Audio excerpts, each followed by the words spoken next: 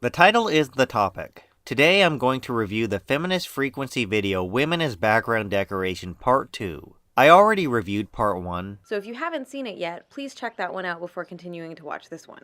This is the second review I've done in 2 weeks. I normally like to space the reviews apart more, but I'm doing this to make a point. I can do several of these long reviews of Anita's work in a short time frame, while working a full-time job. I didn't have a $158,000 Kickstarter where Anita claims she used 44% of it for salary and wages. That's around $70,000. I also do a decent amount of research in some of my videos. The point I'm making isn't that I put more effort into my videos or that I do more research than Anita. It's that since she raised that much money, her video output is once every few months for Tropes vs. Women in video games. Not to mention, for the amount of time and money she's had to make these, her research is kind of lazy. Studied extensively. One could point out her positive female representations were released within a shorter time frame of about a month and a half apart. Those videos actually fall more in line with her initial plans, which would have been about 10 to 12 minute videos and give a quick overview. If she went that route, I may never have bothered reviewing her videos to begin with. However, those videos fall well outside the core series of Tropes vs. Women in video games, which is why I'm here today.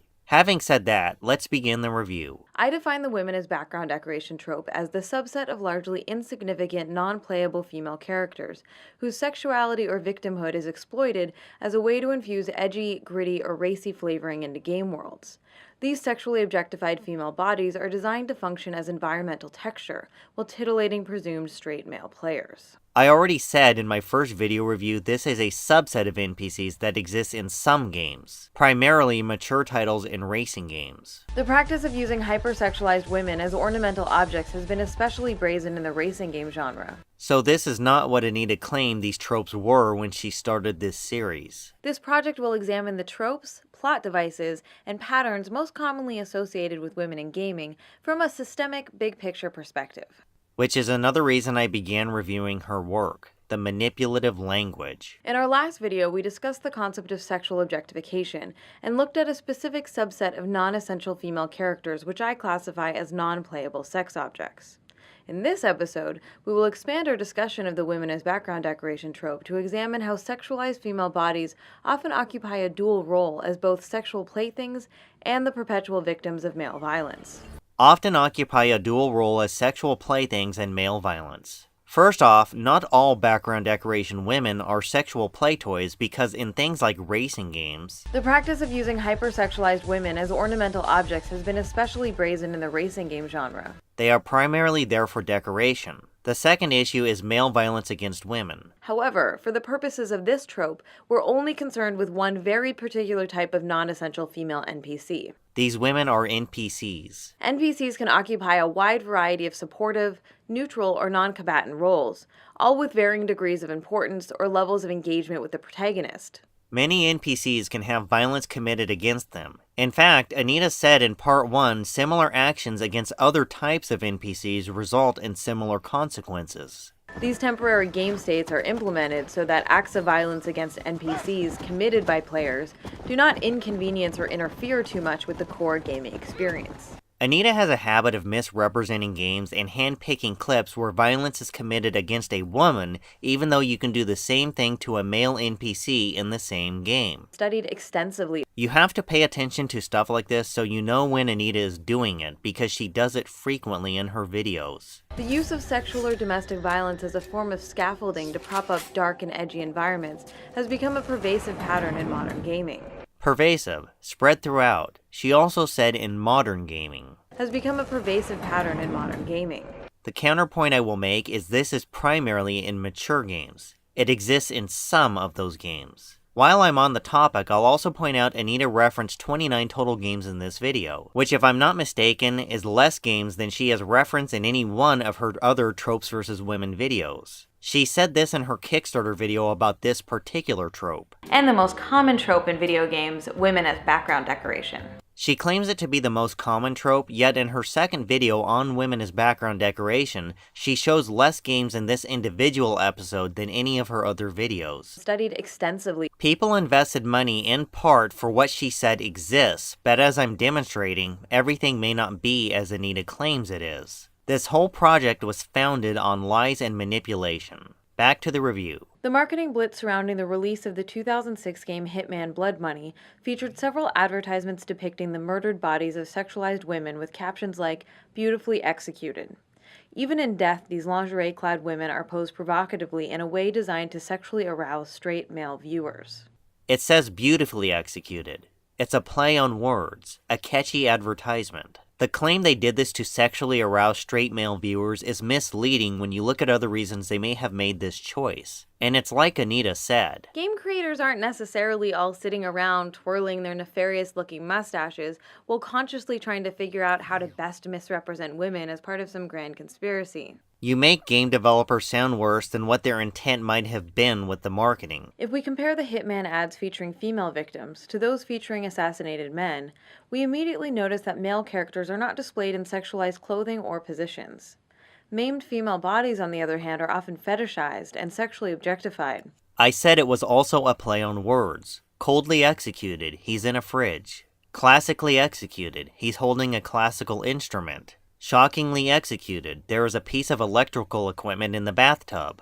Maybe the women are sexualized, but it isn't solely for the reasons you mentioned. Even in death, these lingerie-clad women are posed provocatively in a way designed to sexually arouse straight male viewers. Just saying, there are other factors that may have went into these decisions other than just appealing to straight male viewers. The 1940s pulp novel-inspired LA Noire used similar images in some promotional materials displaying the sexualized dead bodies of murdered women as a selling point for the game. Notice how she said some promotional material? Similar images in some promotional materials. As in, not all promotional material. She also said similar images. Let's compare that dead woman to the ones from Hitman Blood Money. Notice how in one game, they're lingerie-clad women and posed provocatively, as Anita said, yet in the other game, her body is covered? The marketing is not as similar as Anita leads you to believe. Studied extensively. This drop-dead gorgeous trope, as it's called, is commonly used in other forms of mass media, especially in fashion advertising. In other forms of media. Like I've been saying, these tropes exist in all forms of media. You won't get rid of this problem by changing it in video games. It is the collusion of violence done to women's bodies, and the fact that it is often sexualized. The idea being that a dead woman is still inherently beautiful, even if her body has been maimed, her life stolen from her. Something arousing still remains available for male consumption. I honestly don't know how to respond to this. A female body can still look attractive in death, but that sounds creepy. The fact of the matter is, they use this style of advertisement and for whatever reason it sells. It's just like despite all the issues with your videos, it still appeals to your audience. I'm not trying to compare your videos to that style of advertisement. I'm just making a point that you push your videos with all their flaws, yet take issue with other people's way of doing things when you view it as an issue. Developers regularly utilize the brutalization of women's bodies, and especially the bodies of female prostitutes, as an indicator of just how harsh, cruel, and unforgiving their game worlds are. Game creators aren't necessarily all sitting around twirling their nefarious-looking mustaches. Now, I want to break that down just a little bit. Developers regularly utilize the brutalization of women's bodies. In some games, and oftentimes in these same games you can brutalize men as well. And especially the bodies of female prostitutes. Female prostitutes and how they are brutalized in games is a perfect example of how Anita handpicks clips from games or uses game footage she set up in a specific way and uses manipulative language to make developers sound more nefarious than they really are. As an indicator of just how harsh, cruel, and unforgiving their game worlds are. They are harsh and unforgiving to any NPC who is allowed to be treated in similar manners to other NPCs. In some of the most pernicious examples, dead or mutilated female bodies are used to decorate virtual game environments as a way to invoke a sexually charged, creepy mood or edgy atmosphere. Some of the most pernicious examples in 2 games. I don't have an in-depth knowledge of some of these games like Anita's other critics, as I don't play games as often as I have in the past, but I did play the hell out of Dead Island. According to Steam, I played 126 hours and unlocked 100% of the achievements at the time I played it. The point I'm going to make is in Dead Island, the vast majority of zombies or people were not portrayed in this manner. So even if these examples are pernicious, they aren't as common as people might think. Anita's videos where she uses words such as common and widespread or various other widespread claims make it sound more common than it actually is. Mafia 2 Joe's Adventure includes a gun battle which takes place over the dead body of an exotic dancer, who moments earlier was performing a routine for the player. A gun battle in a game where there is more than just one gun battle. A grisly example can be found in BioShock 2, where mutilated, eroticized female bodies are seen scattered throughout the Pink Pearl Bordello area in Siren Alley. The Pink Pearl. The Pink Pearl is a brothel in Siren Alley, populating the many virtual strip clubs, red light districts, or brothel locations that have become almost obligatory in many so-called mature titles, scattered throughout the Pink Pearl Bordello area in Siren Alley. You don't say. Again, we can compare the way the murdered male bodies are displayed and notice the distinct lack of sexualization in their presentation. The male corpses may be designed to evoke a sense of horror or disgust, but it's not coupled with elements of sexual titillation in the same way that female bodies are. Again, we can point out you already said this exists in other forms of media. This drop-dead gorgeous trope, as it's called, is commonly used in other forms of mass media, especially in fashion advertising. Why should it exist in other forms of media except video games? Why should it be off limits? Isn't it possible you are nitpicking too much over things that are not as widespread or as harmful as you imply? While playing, gamers are routinely forced to witness graphic scenes of violence against female NPCs, as these acts are committed in real time by other game characters. I'm sure this also happens to men in games as well. If I had a more in-depth knowledge of modern games and had the time to do the work myself, I'd put together a compilation of scenes where this stuff happens to men in video games. Fortunately for me, a YouTuber who goes by the name of Crafty Ape already did this in his Tropes vs. Men videos, men as background decoration and men as damsels in distress. He takes a lot of Anita's arguments about women in games and replaces the game footage with men in similar situations. They are rather humorous and worth the watch if you have some spare time. The opening sequence in Prototype, for instance, depicts the execution of a nameless crying woman, her dress ripped suggestively to reveal her garter belt. The opening sequence, nameless, suggestively ripped. This one doesn't sound as bad as some of the others. At least not as bad as you imply. A similar technique is used to set the mood in The Darkness 2. The opening scene features two women flirting with the player in first person, before they are both slaughtered in front of you. Why would a woman flirt with a guy in a game? Because it's a reflection of our society. During one mission in Far Cry 3, players watch from the sidelines as a pimp beats up a female prostitute of color in a shantytown. Let's break that down a little bit. During one mission in Far Cry 3... One mission. Maybe there are other missions like this, but if it's one mission, it isn't this. From a systemic, big-picture perspective. Because one mission in a game is not a big-picture issue. Players watch from the sidelines as a pimp beats up a female prostitute of color in a shantytown. Notice how Anita added in the phrase a woman of color? It's like when they do this to colored women, Anita almost makes it sound like an issue of racism. Studied extensively, the women who fulfill this trope in gaming universes are sometimes designed to occupy minor narrative roles, but more often than not, they're just hollow shells, empty representations with little to no personality or individuality to speak of. I said in my first review, Anita wants us to feel sorry for these NPCs. She wants them to have personalities and individuality. Now, you said they were minor narrative roles. Non-playable sex objects have little to no individual personality or identity to speak of. Since these women are just objects, there's no need or reason for players to have any emotional engagement with them. They don't have their own stories. Players are never supposed to identify with them or care about them outside of what they can offer either sexually or materially. The women who fulfill this trope in gaming universes are sometimes designed to occupy minor narrative roles. Very few game developers can take that many NPCs and give them all fleshed out personalities. And after that, it would take a lot of great storytelling to help out with their character development. But more often than not, they're just hollow shells, empty representations with little to no personality or individuality to speak of. What you want is for the most part unrealistic. That is why the vast majority of NPCs are the way they are, be they strippers, prostitutes, or pedestrians walking down the street. Red Dead Redemption includes multiple depictions of assaulted female prostitutes.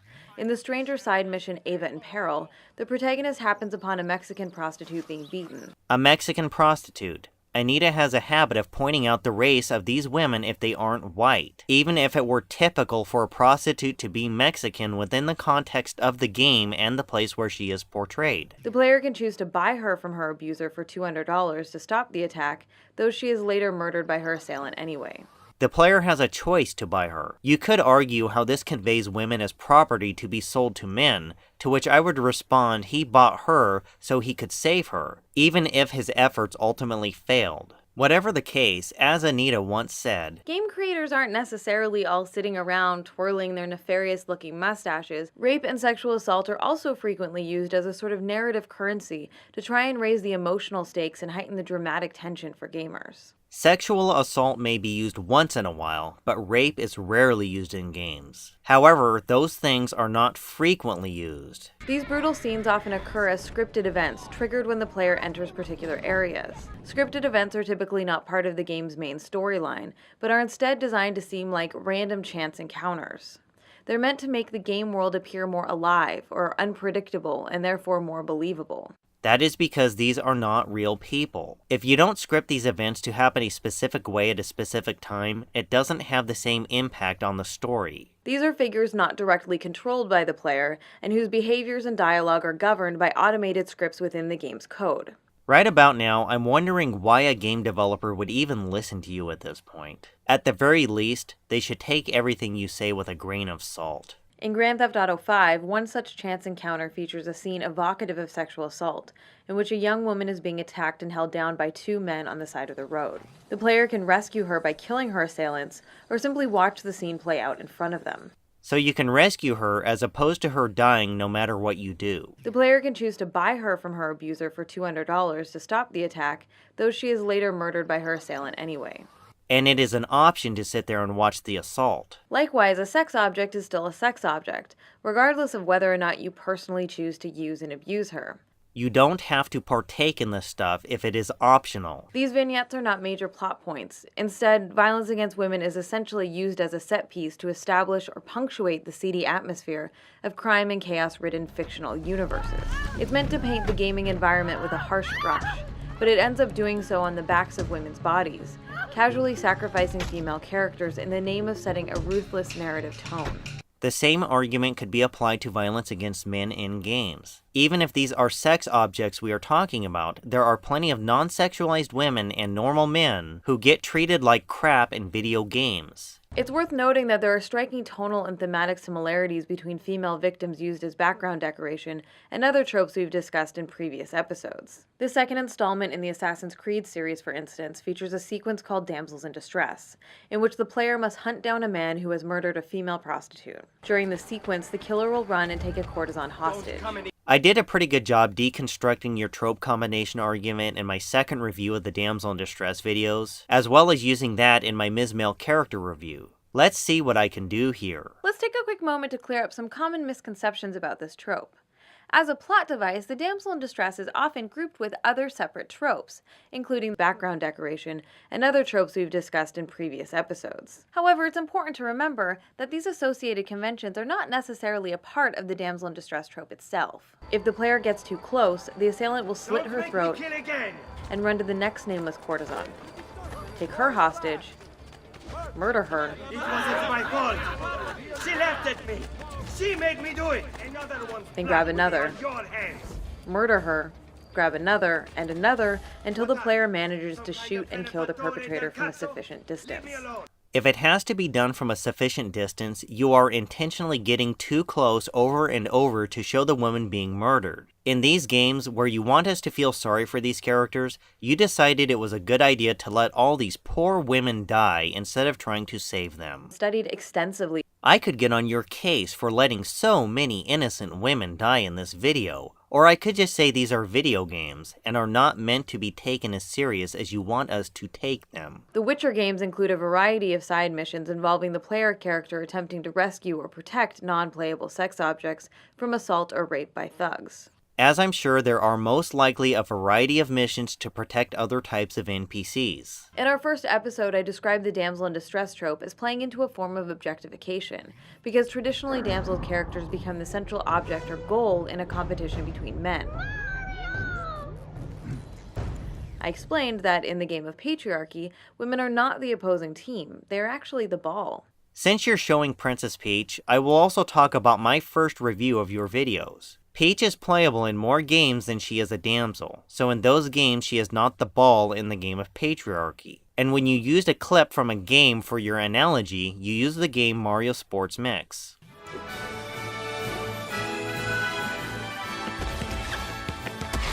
In the game of Mario Sports Mix, Peach is not the damsel ball, she plays ball with the boys. Studied extensively. In the damsel in distress trope, you said this was what is required to be a damsel. So the woman in question may or may not play the victim role for the entire game or series, while our brave hero may or may not be successful in his rescue attempt. All that is really required to fulfill the damsel in distress trope is for a female character to be reduced to a state of helplessness from which she requires rescuing by a typically male hero for the benefit of his story arc. If these women are reduced to a state of victimhood requiring rescuing from a typically male hero, then these would still qualify for the damsel in distress trope by your definition, so they don't need to rise to a level of importance. Also, being a pawn in a game isn't just for a main story arc. Anytime an evil NPC has ulterior motives for other NPCs, such as a pimp who has prostitutes he treats poorly, you could argue they are pawns in his game. Lastly, you said women as background decoration don't rise to a level of importance required to be a pawn in someone else's game. Female characters that fall under the background decoration trope, however, don't even rise to the level of importance necessary to be pawns in someone else's game. You spent 3 videos railing on the damsel in distress, attacking it from every angle possible, just to turn around in this video and say the damsel trope actually makes them important to the story. Some of your other critics have tried to explain this is a storytelling element, and there are reasons it exists. Things like the damsel in distress and background decoration exist in many forms of media, and most of these tropes predate video games. So the question is, are the tropes the problem, or are the people trying to educate us on these tropes the problem? Instead, these women are brought on stage for the express purpose of being victimized in front of the player, after which their battered bodies are whisked away, swept back behind the curtain, never to be heard from again. If you are trying to make me feel sorry for these characters, it isn't happening. I'm not falling into the guilt trip you are trying to lay on me or these game developers. Returning to Rockstar's Red Dead Redemption. In most settlement areas, players are treated to randomly triggered events in which female prostitutes are assaulted and murdered by Johns amid a torrent of misogynistic slurs. Players are presented with the choice to either intervene and save the woman for a small cash reward, or simply watch the attack play out in front of them as part of the entertainment.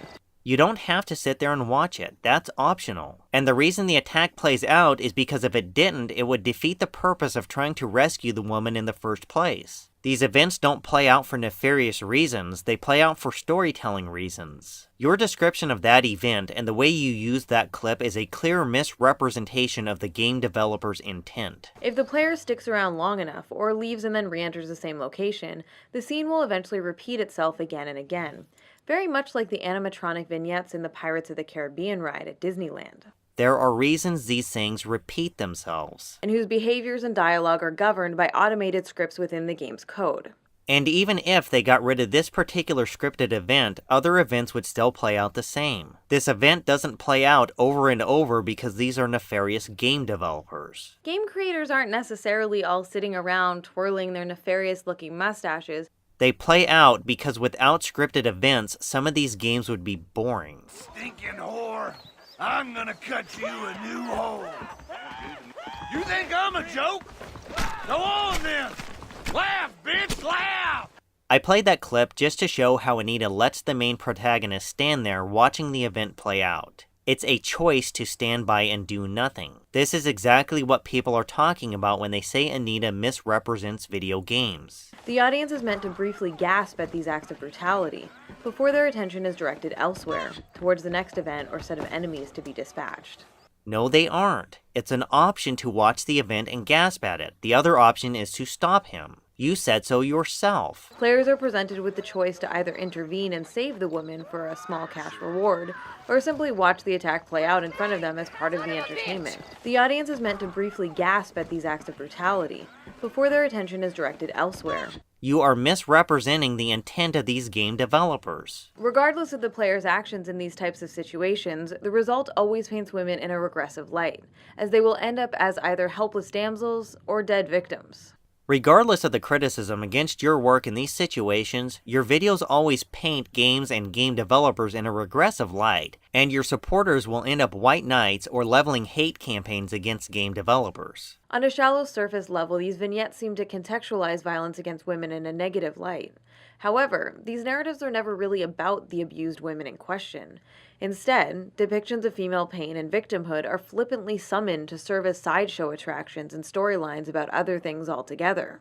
Even though you want these characters to have more fleshed out personalities or identities, you just define them as not important. The women who fulfill this trope in gaming universes are sometimes designed to occupy minor narrative roles.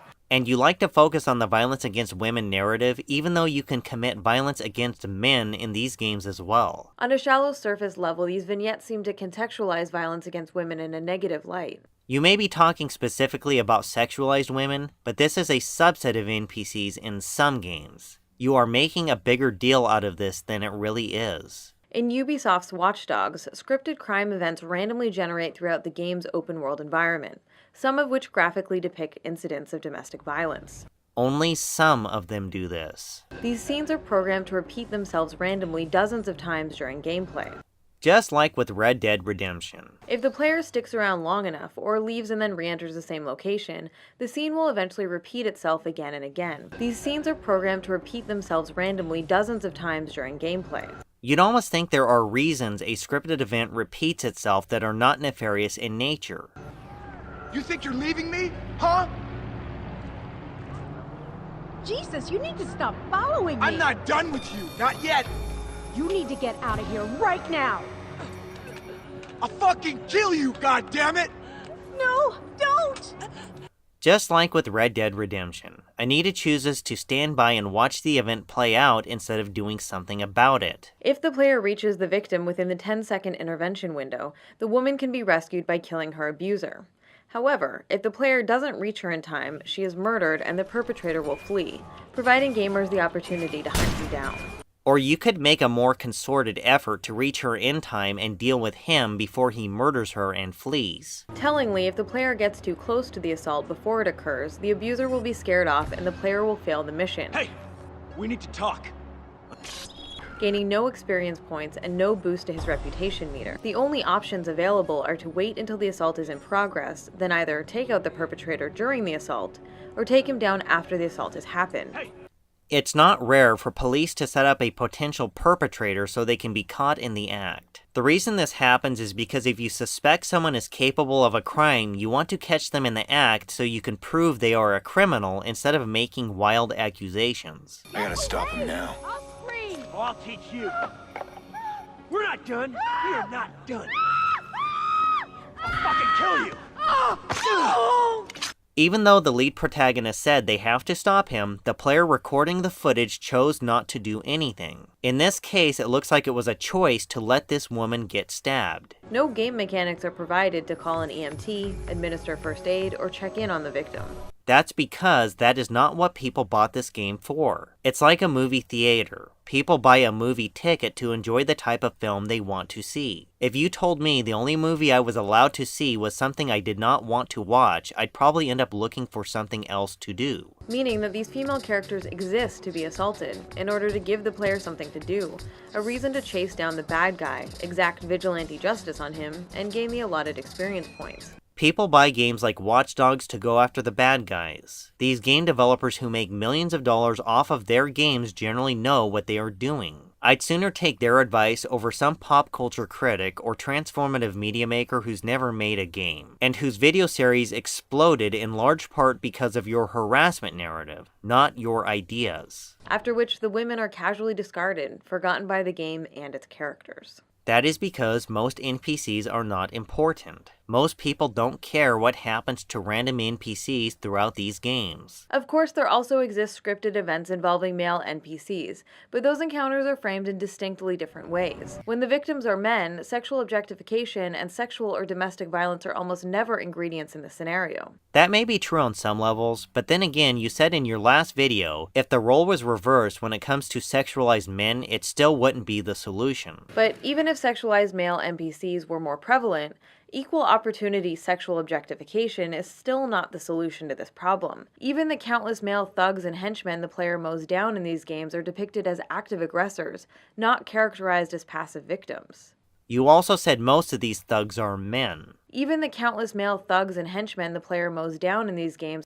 If most of the thugs were women, or even just half of them, you would then in turn say reversing the role is not the answer because this portrayal does not negate the ideas society embraces of toxic masculinity. The point I'm making with what I just said is where Macintosh probably plans to go when they get around to begin a new video series examining the representations of men and masculinity in video games. He will use very similar arguments and tactics to explain away every portrayal of men he deems harmful or unacceptable. If you think this will end with female representations in games, it won't. Plot devices that capitalize on female trauma for shock value function in much the same way as the hitting a child or kicking the dog tropes do.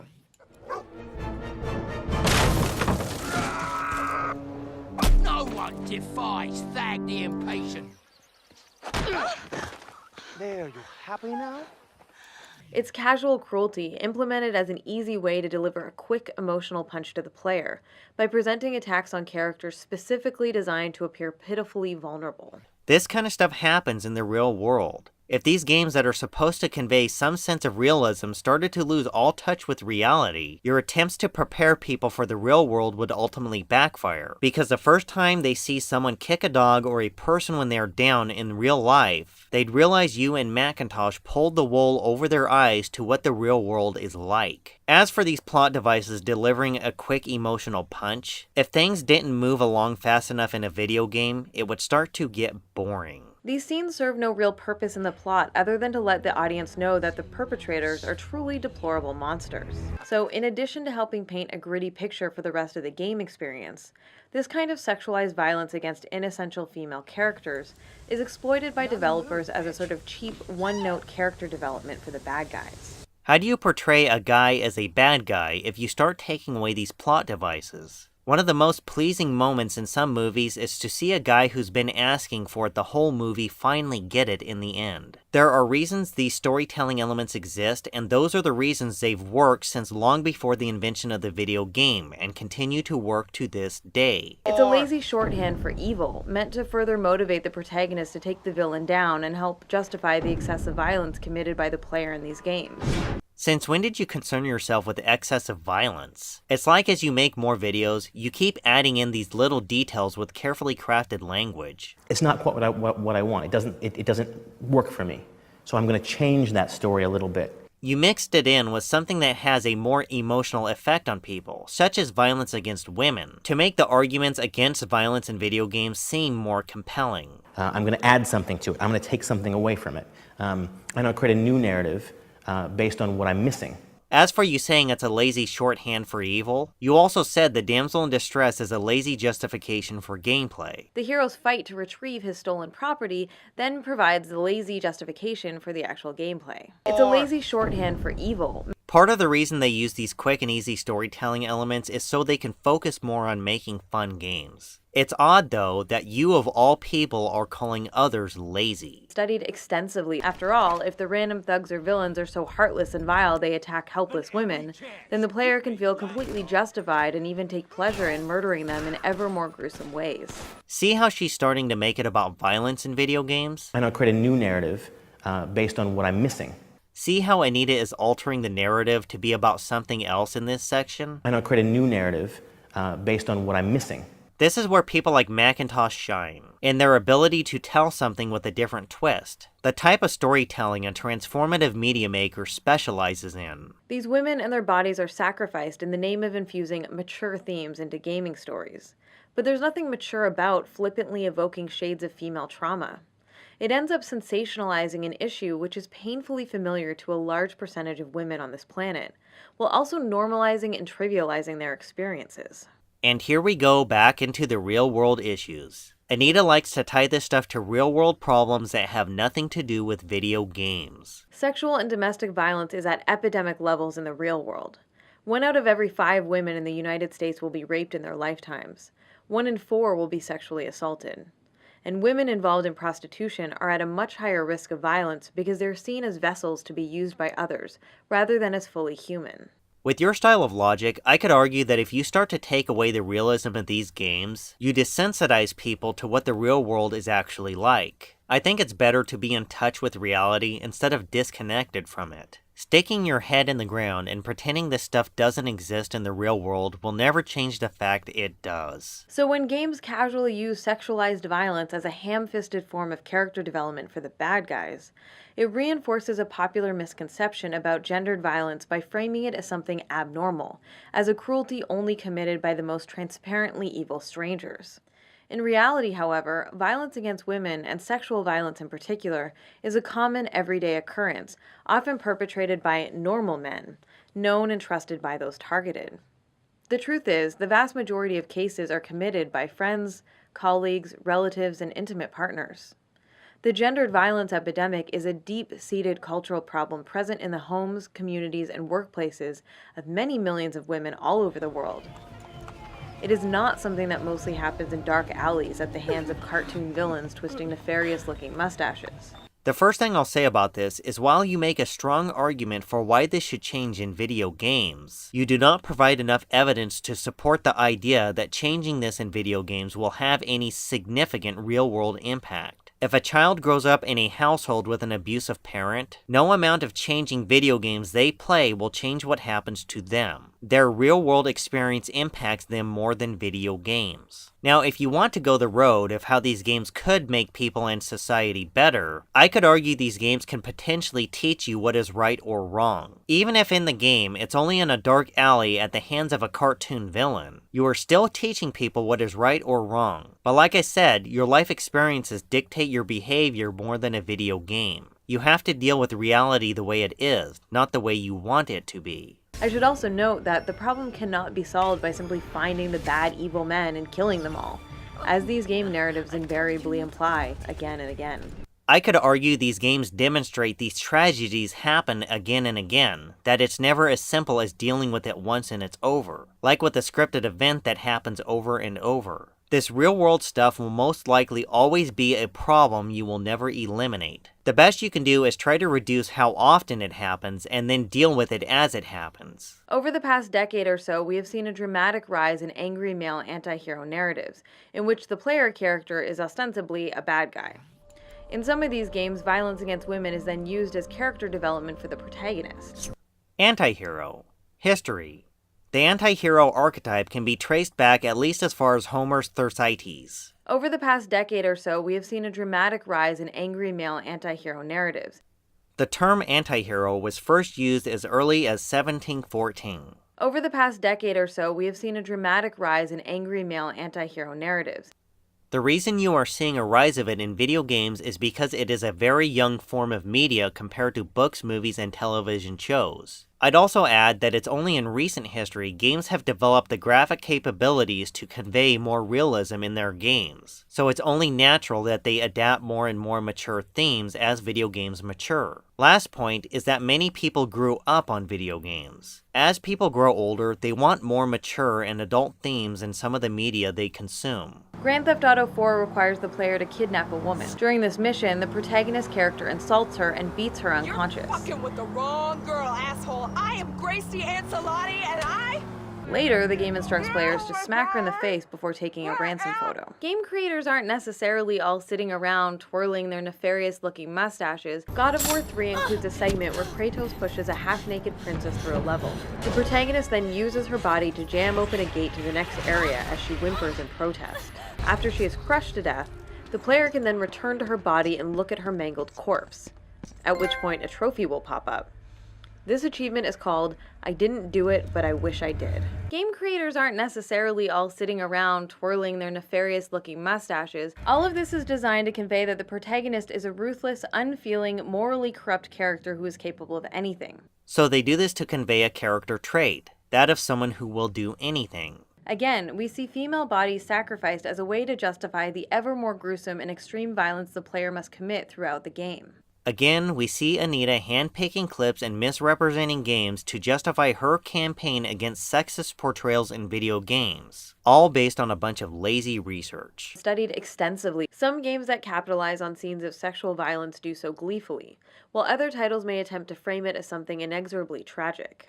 That's because some games aren't meant to be as serious in tone, while others are. The Mario games, for instance, never have the degree of storytelling that the Zelda games have. But simply presenting depictions of women being abused, despondent, or suicidal does nothing to make them less sexually objectified, and does nothing to change patterns of perpetual victimhood. So much like with the damsel in distress, you're getting back into the territory of how you think women should never be portrayed a certain way, even if it is only a subset of NPCs in some games. There's a clear difference between replicating something and critiquing it. It's not enough to simply present misery as miserable and exploitation as exploitative. Reproduction is not, in and of itself, a critical commentary. A critique must actually center on characters exploring, challenging, changing, or struggling with oppressive social systems. These are video games. Most of them are not meant to be a critique on society. This is what you and Macintosh want, though. You want tragic events in games to be a critique instead of replicating it to move the story forward. Most people think these videos are just about female representations in games, but it's actually about much more than that, isn't it, Macintosh? But the game stories we've been discussing in this episode do not center on or focus on women's struggles, women's perseverance, or women's survival in the face of oppression. Nor are these narratives seriously interested in any sort of critical analysis or exploration of the emotional ramifications of violence against women on either a cultural or an interpersonal level. At the beginning of part 1, it was about how these games were advertised and how women are portrayed in games. It's not quite what I want. It doesn't work for me. So I'm going to change that story a little bit. Now you made the jump to women's struggles in the real world and how these games should critique real-life issues. I'm going to add something to it. I'm going to take something away from it. I'm going to create a new narrative based on what I'm missing. This is like a standard Macintosh formula. He starts with one thing and finds a way to manipulate the story he's telling into something else, to either make it a critique or in some cases make it about something it's not about. He tries to draw you into his rhetoric, and some people get sucked into it. He often uses manipulative language to try and get people to see it his way, even if his facts are inaccurate or he's flat out lying. The truth is that these games do not expose some kind of gritty reality of women's lives, or sexual trauma, but instead sanitize violence against women and make it comfortably consumable. I don't think these games desensitize people to real-world problems with women, and until you can provide enough scientific evidence to validate your belief, I refuse to take it as fact. I will not be convinced based solely on the premise of manipulative language and lazy research. Studied extensively. Now, to be clear, I'm certainly not saying stories seriously examining the issues surrounding domestic or sexual violence are off limits for interactive media. However, if game makers do attempt to address these themes, they need to approach the topic with the subtlety, gravity, and respect that the subject deserves. Now, to be clear, your videos give a long checklist of things that have to be accounted for before a game developer should implement any of these tropes. Though not about the abuse of women, the 2012 indie title Papo and Yo is an example of a game that respectfully deals with the very serious issue of alcoholism and domestic violence against children. The game does so by telling its story from the point of view of a protagonist directly affected by the trauma of abuse, not someone on the outside coming to their rescue. It focuses on the journey of a figure who is struggling through a traumatic situation and attempting to deal with the repercussions of violence. It makes that struggle to cope and survive central to both the narrative and gameplay, not peripheral set dressing to a story about something else. And critically, the game employs powerful metaphoric imagery to make its point instead of relying solely on sensationalized or exploitative depictions of the abuse itself. Papo and Yo is an intense and at times gut-wrenching game that doesn't sugarcoat or glamorize violence. In this way, it's an honest and emotionally resonant experience for players. It's also a long checklist that has to be gone through to make games the way you think they should be made. What you expect out of game developers when they put these themes into their games is getting unrealistic. And with the plans I saw laid out in your Kickstarter update, your checklist is just going to keep growing to the point where almost all of these mature titles will become boring and defeat the purpose of having a mature rating for people who want to have mature themes in their games. We must remember that games don't just entertain. Intentional or not, they always express a set of values and present us with concepts of normalcy. When you use a clip like this in your videos, I don't feel like these games present us with a concept of normalcy. They always express a set of values and present us with concepts of normalcy. What you are doing is convincing other people these games have that effect on people, so they in turn support your cause. So what do games that casually rely on depictions of female victimhood tell us about women vis-a-vis their place in society? Casually? And the most common trope in video games, women as background decoration. This project will examine the tropes, plot devices, and patterns most commonly associated with women in gaming from a systemic, big-picture perspective. So what do games that casually rely on depictions of female victimhood? Well, the pattern of utilizing women as background decoration works to reinforce the myth that women are naturally fated to be objectified, vulnerable, and perpetually victimized by male violence.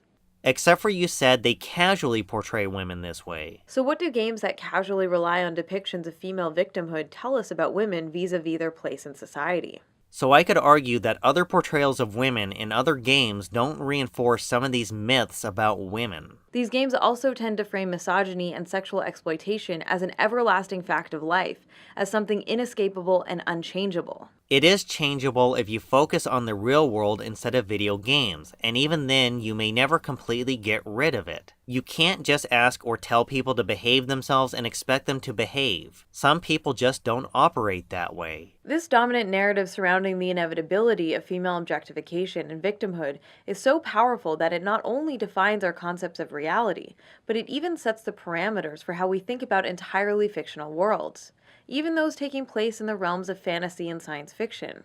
A dominant narrative that is casually used. So what do games that casually rely on depictions of female victimhood? It also does not define our concept of reality. As you said earlier, these are recreations of reality, not a critique of it. There's a clear difference between replicating something and critiquing it. A critique must actually center on characters exploring, challenging, changing, or struggling with oppressive social systems. Nor are these narratives seriously interested in any sort of critical analysis or exploration of the emotional ramifications of violence against women. Critiques on society are more likely to define our concept of reality than replications of it, which is most of what you see in video games. Replications, not critiques. I don't think most people walk away from these mature titles with a different perspective on the real world. That is probably why there have been no demonstrated long-term negative side effects from these games. It's so normalized that when these elements are critiqued, the knee-jerk response I hear most often is that if these stories did not include the exploitation of women,